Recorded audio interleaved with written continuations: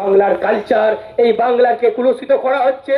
বিভিন্ন রাজ্যে বাঙালিদের ওপর অত্যাচার শুরু হবে। আবার বিভিন্ন জায়গায় বাঙালিদেরকে ভাষা খারাপ শুনতে হচ্ছে যে তোমাদের বাংলা, তোমরা বলো রবীন্দ্রনাথ ঠাকুরের বাংলা, তোমরা বলো কাজী নজরুল ইসলামের বাংলা। আমরা বলছি সেই বাংলা, যেই বাংলা কাজী নজরুল ইসলাম রবীন্দ্রনাথ ঠাকুরের বাংলা, সেই বাংলাকে ফিরিয়ে দিতে হবে। আমরা দেখতে চাই তামিলনাড়ু মডেল, আমরা দেখতে চাই কেরালা মডেল।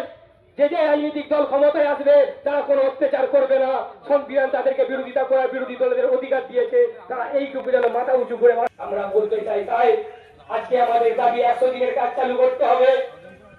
আমাদের দাবি 100 দিনের কাজ চালু করতে হবে। বাংলার মানুষ সমাজে যারা বীর সত্তা ছিল তাদের নামে, তাদের স্মৃতিতে তাদের নাম লেখা করে একটা মূর্তি করতে হবে হরিপালের মধ্যে। এই দাবি পূরণ করতে হবে।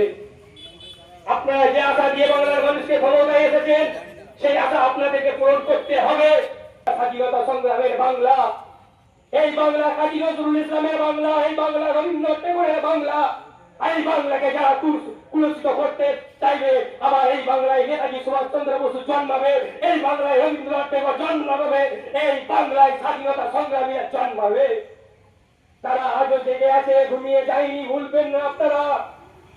বিভিন্ন রাজ্যে কি অবস্থা দেখুন, আপনারা নজর রাখুন। তাই আপনাদেরকে বলছি, আপনারা আইনের বড় বড় কথা বলতেন, আপনাদেরকে